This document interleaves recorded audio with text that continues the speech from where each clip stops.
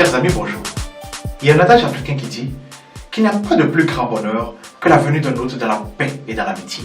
Je viens vers vous dans la paix et dans l'amitié. À l'occasion de la Journée internationale de la jeunesse, je vous apporte un message de paix. Mais qu'est-ce que c'est que la paix? Beaucoup connaissent l'adage selon lequel la paix n'est pas un vrai mot, mais c'est un comportement. Mais quel est ce comportement dont on parle? Je vais vous raconter une petite histoire. Il y a de cela quelques années, j'ai amené ma moto chez mon mécanicien afin qu'il me fasse la vidange. Pendant qu'il s'occupait de ma moto, mon attention fut attirée par des bruits qui provenaient de pneus qui se trouvaient juste à côté de sa clôture. En y regardant de plus près, j'ai remarqué qu'il y avait une poule qui couvait dans le creux du pneu. Je mets une poule qui couve juste à côté d'un atelier de mécanique avec tout le bruit qui y règne. Et cet atelier se trouvait au bord d'une rue qui était aussi vraiment fréquentée, donc il y avait beaucoup de bruit à l'endroit. Soit la poule ignorait les dangers qu'elle courait, soit elle a choisi délibérément d'ignorer les dangers et de venir couver là.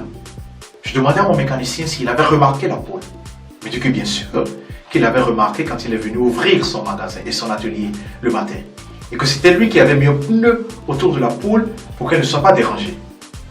Lorsque j'ai quitté mon mécanicien ce jour-là, j'ai retenu deux leçons. Une leçon qui vient de la poule.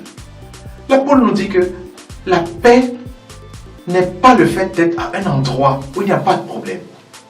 La paix n'est pas le fait d'être à un endroit où il n'y a pas de difficulté. La paix n'est pas le fait d'être à un endroit où il n'y a pas de bruit. La paix, c'est d'être à ces endroits-là. C'est d'être au milieu des difficultés. La paix, c'est d'être au milieu des problèmes, au milieu du bruit et d'être calme dans son cœur, d'être tranquille dans son cœur, de vaquer à ses occupations. C'est ça la paix. Mon mécanicien nous apprend qu'il faut toujours soutenir ceux qui font un élan de paix. Il a pris le pneu et il l'a mis autour de la poule pour la protéger. C'est ce que nous devons faire. Beaucoup diront que c'est une perte d'énergie, mais non, car nous savons tous que donner, c'est recevoir.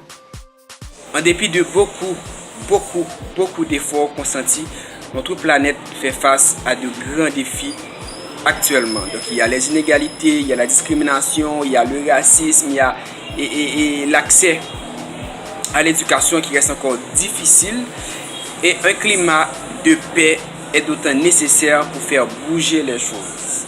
Donc qu'est-ce que nous, en tant que jeunes, nous pouvons faire pour améliorer cette situation?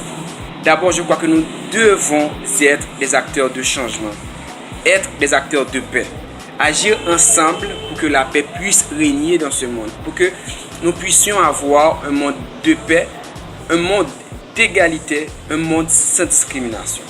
Le moment d'agir pour la paix, c'est maintenant, pas dans un an, pas dans un mois, pas dans une semaine. Le moment d'agir pour la paix, c'est maintenant. Jeunes, soyons des acteurs de paix. Soyons des acteurs de changement. Luttons ensemble pour avoir une planète en paix, pour que tout un chacun puisse avoir sa chance de vivre ses rêves, sa chance d'aller à l'encontre de ses passions. Agissons ensemble, agissons autrement, agissons pour la paix.